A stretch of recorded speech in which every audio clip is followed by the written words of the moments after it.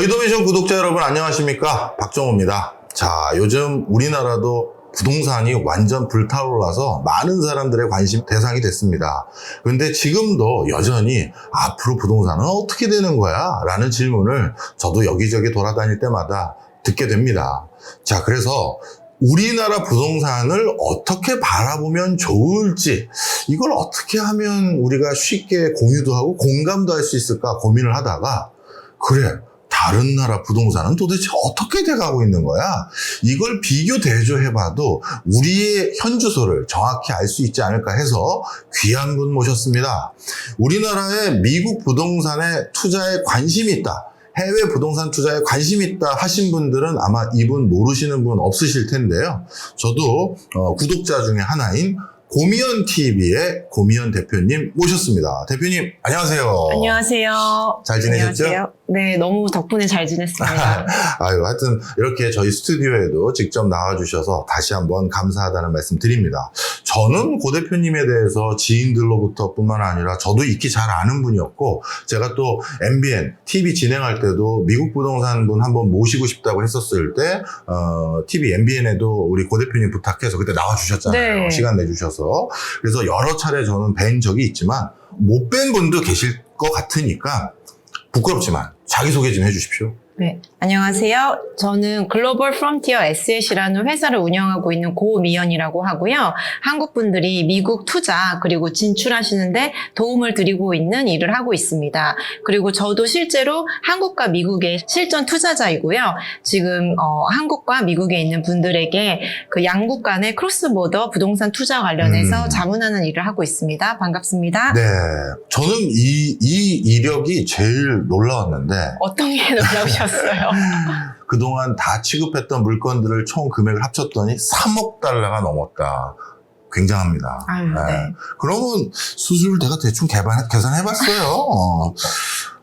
엄마라고 불러도 될까요? 수수료가 적습니다, 제가. 예. 다들 네. 그렇게 얘기하시죠. 네. 하여튼 대단하십니다. 네.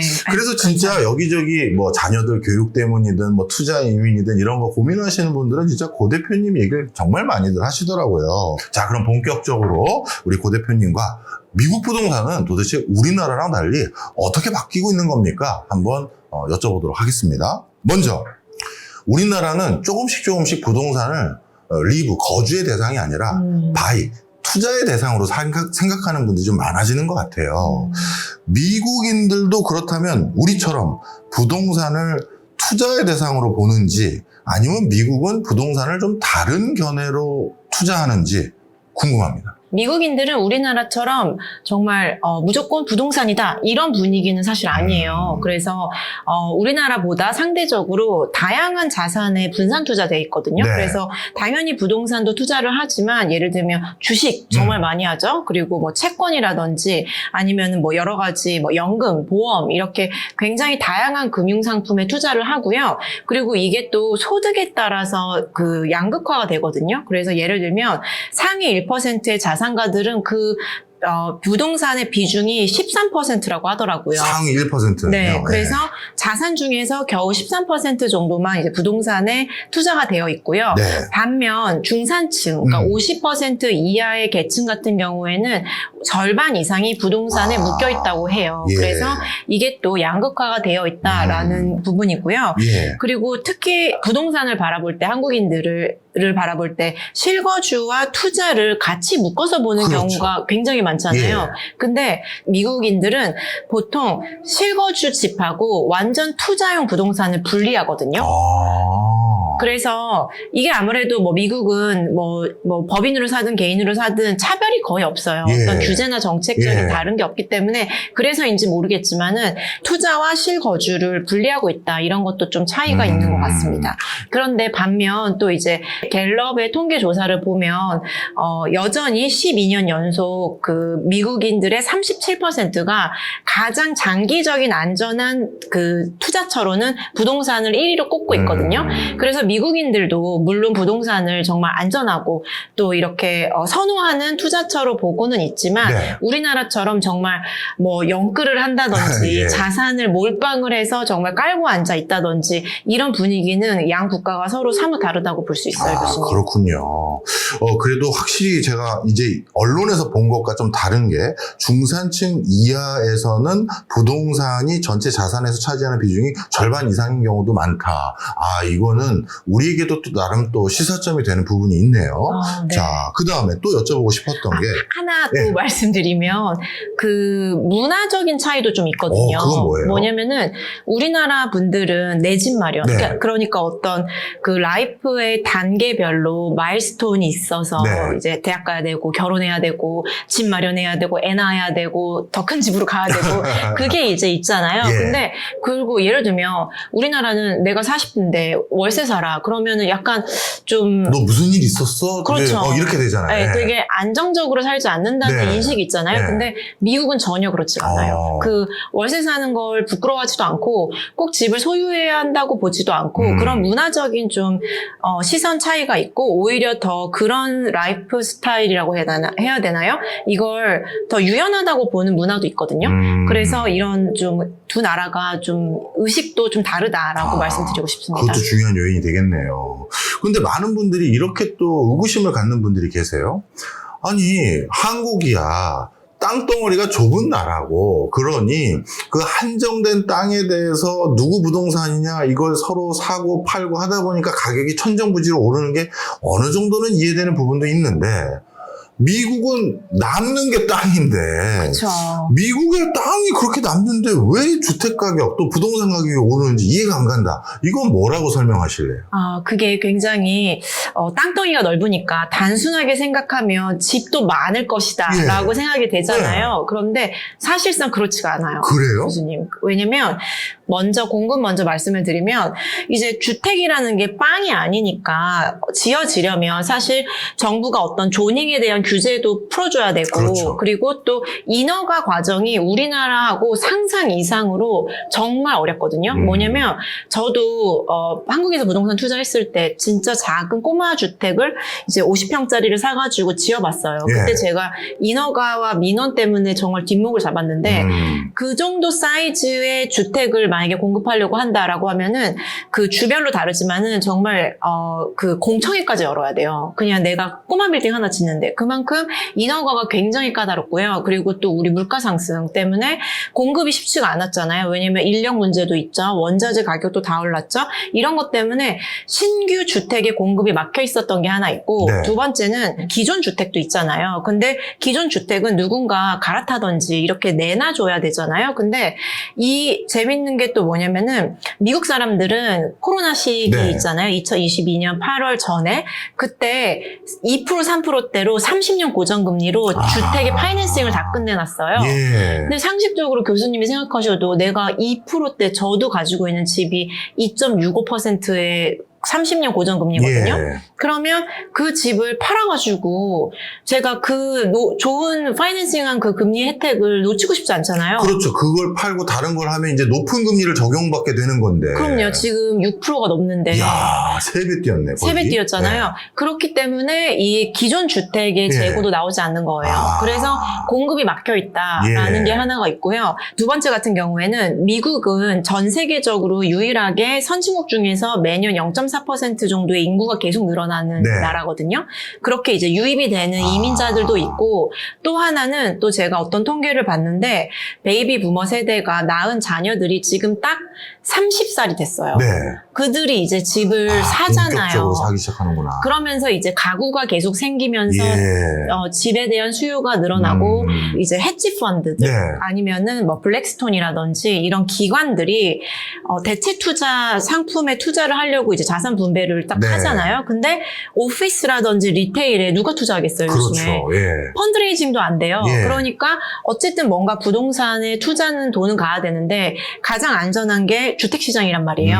그래서 실제로 어떤 한 기관 같은 경우에는 무려 8만 5천 채의 단독주택을 매입해가지고 네. 임대관리를 하고 있어요. 아. 그만큼 수요와 공급의 불균형 때문에 미국의 주택 가격은 계속 오르고 있습니다.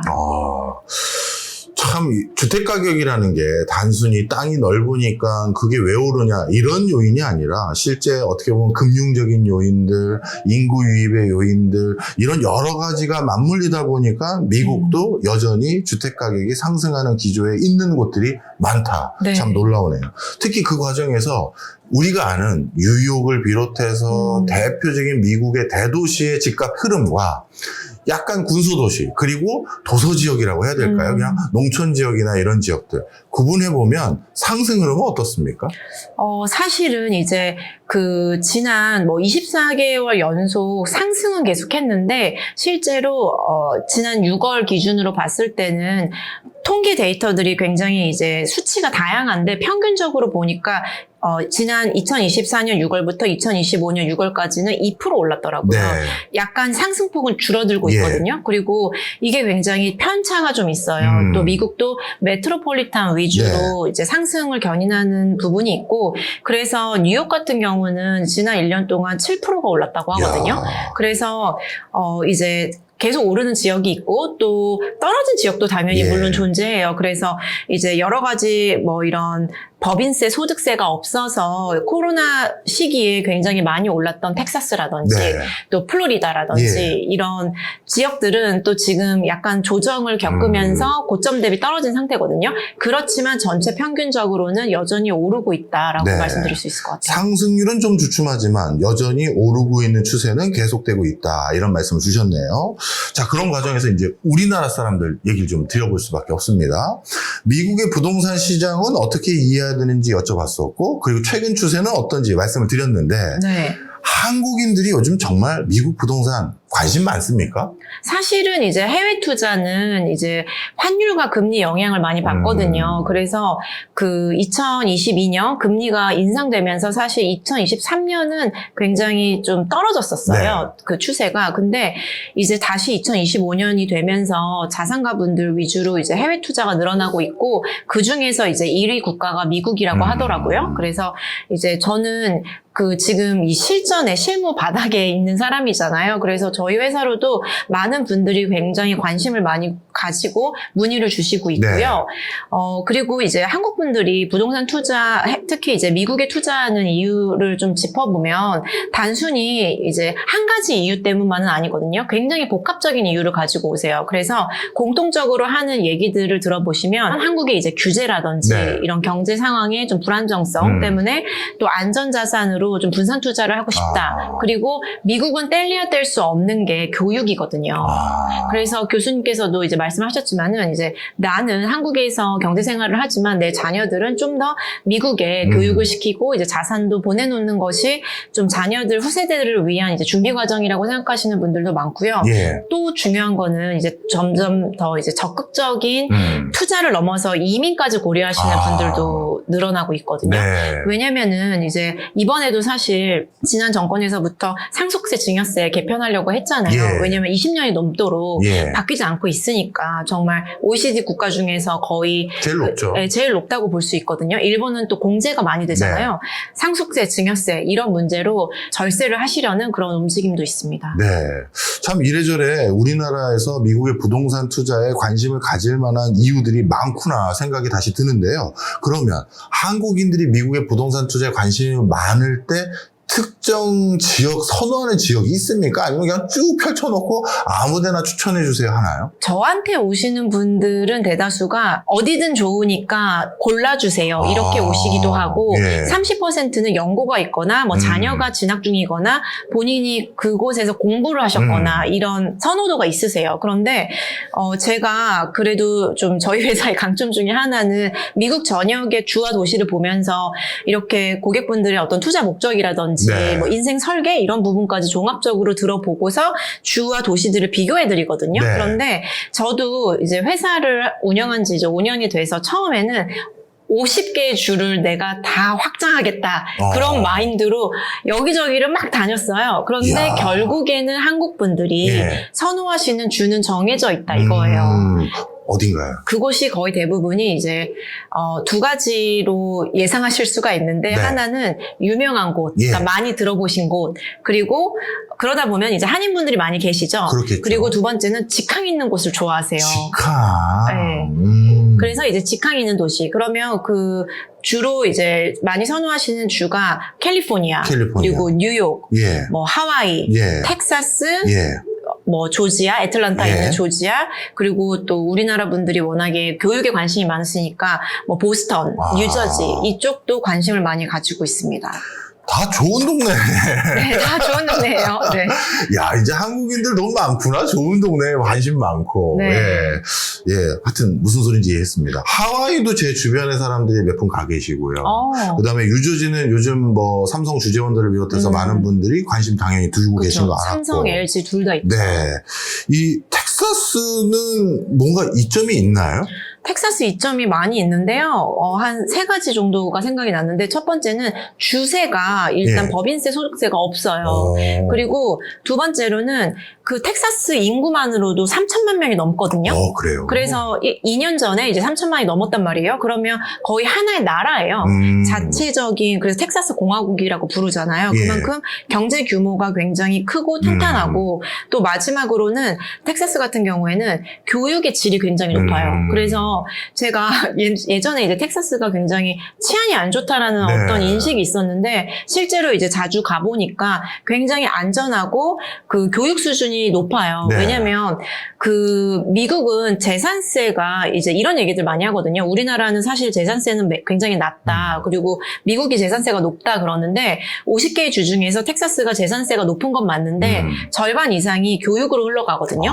그래서 텍사스의 초중고등학교 예. 그리고 뭐 유수의 이제 명문 대학교들이 네. 다 이제 그런 교육 수준이 굉장히 높다 보니까 많이 선호하시는 분위기입니다. 그렇군요. 알겠습니다. 그러면 제가 개인 상담을 한번 받아본다고 해볼게요. 네. 예를 들어서 우리 명성 PD는 알지만 저는 60 넘어서 다시 한번 공부를 하려고 유학을 가려고 하거든요. 근데 만약에 미국을 선택했고 네. 저는 유학을 인류학이나 천문학으로 한번 해보려고 했어요. 왜 또 비웃으세요? 우리 다 아는 겁니다. 이제 아니 왜 혹시 뭐 이제 여쭤봐도 이제 사람 세계는 이제 더 이상 뭐 관심 없고 또 별을 보면서 노년을 즐기거나 아니면 이제 태초에 우리 인류에 대해서 좀 관심을 갖거나 이렇게 하려고 하는 건데 네. 그렇게 해서 한 3년 공부를 하면서 오려고 하는데 그럼 당연히 좀 안정적인 하우징 이런 것들도 고민이 있을 거고 해서 만약에 추천을 한다라고 하면 노년에 또 약간의 그 공부도 좀 관심 있는 저 같은 사람 네. 어디를 추천하세요? 근데 정말 고려해야 될 게 많은데요. 네. 예를 들면 날씨가 또 그렇죠. 중요하잖아요. 맞아요. 더위 많이 타세요? 추위 많이 타세요? 더위를 많이 탑니다. 그러면은 이제 좀 동부 쪽으로 가셔야 될 것 같아요. 추운 데로요? 위로 올려보려고 하시니까 추위도 많이 타시나요? 의외로 탈 것 같아요. 보스턴 진짜 춥던데 추우면. 그럼 더위를 이제 많이 타시면 그냥 듀크 있는 데나 아니면 저 샌프란시스코처럼 거의 대부분 가을 날씨나 이런 데는 안 되나요? 그런 데도 괜찮죠.